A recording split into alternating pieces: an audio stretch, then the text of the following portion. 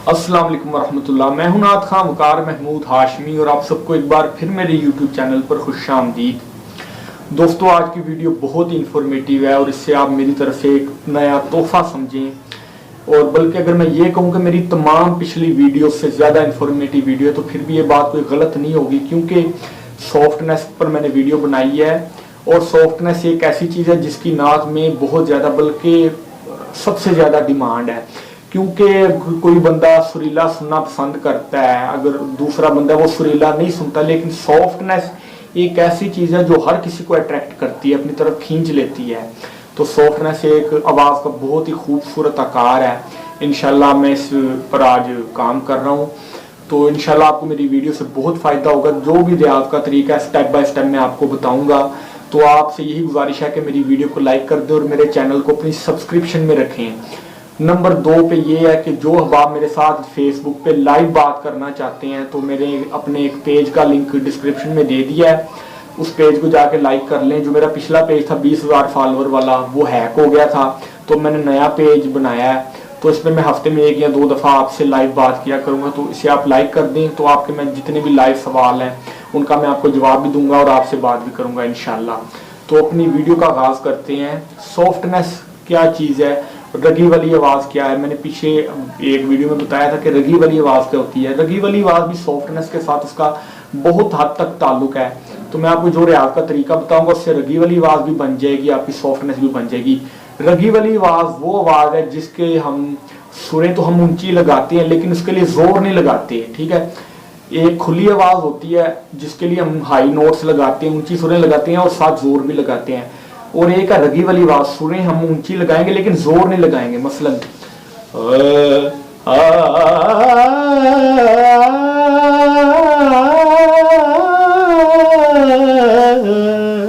ये ऊंची सुरें अगर मैं लगा रहा हूं लेकिन इसके लिए मैं जोर नहीं लगा रहा, यह रगी वाली आवाज़। सॉफ्टनेस भी यही चीज़ है, जो भी आवाज़ें सॉफ्ट होती हैं वो ऑटोमेटिकली रगी में भी होती हैं, लेकिन हर रगी वाली आवाज़ सॉफ्ट नहीं हो सकती, वो करख्त भी हो सकती है, ठीक है। मसलन अब ये सॉफ्ट नहीं है लेकिन रगी में है। तो मैं जो आपको आज रियाज बता रहा हूँ वो सॉफ्ट आवाज़ का भी रियाज है, रगी वाली आवाज़ का भी रियाज है। तो गले के मुख्तलिफ आकार हैं। मैंने 2-3 आकार मैंने पिछली वीडियोस में डिस्कस किए हैं। आ हा, ठीक है।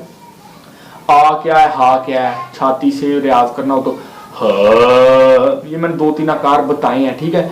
और मैंने खुली आवाज़ों के आकार बताए। अगर आपने अपनी आवाज़ों को खोलना है तो आप आ पर और हा पे ज़्यादा से ज़्यादा प्रैक्टिस करें, आवाज़ इससे आपकी खुलेगी, फैलेगी।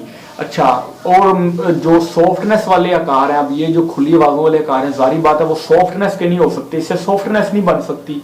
तो 2-3 आकार मैं आपके साथ आज डिस्कस कर रहा हूँ, वो उन आकारों पे आपने प्रैक्टिस करनी है, नीचे ऊपर हर तरफ प्रैक्टिस करनी है, ठीक है। उससे आपकी आवाज़ सॉफ्ट हो जाएगी। वो क्या है, अलिफ मीम। अब मैं साथ साथ लिखता जा रहा हूँ,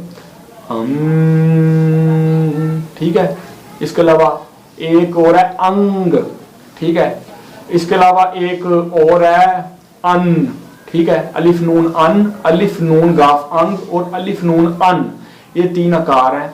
ये सॉफ्टनेस वाले आकार, ठीक है। इससे आवाज़ आपकी सॉफ्ट होती है। किस तरह से रियाज करना है, आपने अपनी आवाज़ को इस पर टिकाना है।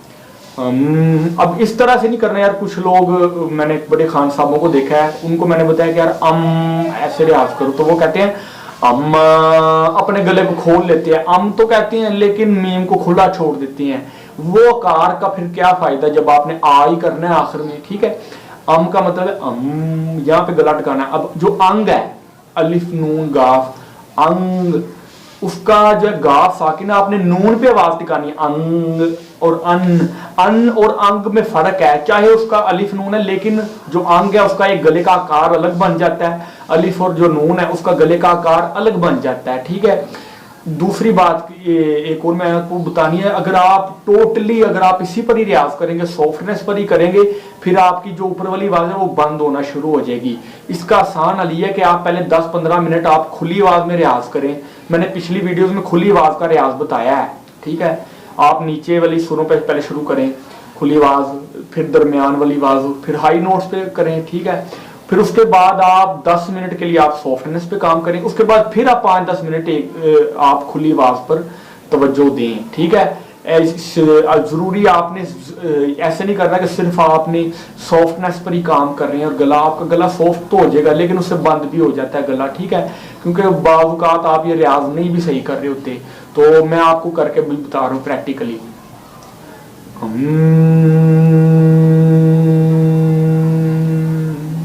ये छोटी सुरों पे आहिस्ता आहिस्ता फिर आप ऊपर आते जाएं, फिर ऊपर आते हैं, फिर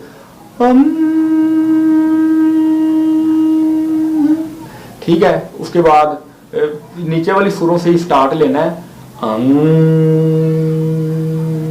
फिर ऊपर चलते जाएं। ठीक है, फिर अन, और बल्कि आप कोशिश ये करें कि आप पहले एक सुर पकड़ लें, उस पर पहले आप फिर उसी पर ही ठीक है। पूरा पूरा सांस खर्च करना है, मैं बस आपको बता रहा हूँ। अगर मैं पूरा सांस अगर मैं खर्च करके आपको 25-25 सेकंड का बता दूं तो फिर तो खाली इसी का 1.5 मिनट हो जाए, तो आप इतनी वीडियो आप देखते नहीं है।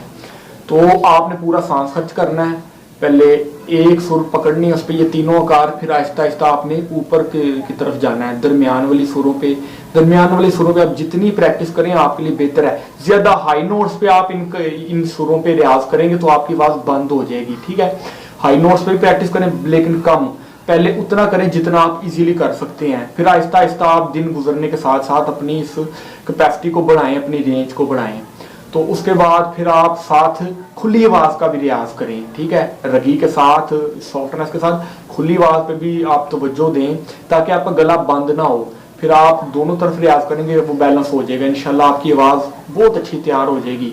तो उम्मीद है आपको मेरी आज की वीडियो पसंद आई होगी। एक दफा फिर गुजारिश कर रहा हूँ कि डिस्क्रिप्शन में मेरे फेसबुक पेज का लिंक है, उससे आप लाइक कर दें। अस्सलाम वालेकुम वरहमतुल्लाह।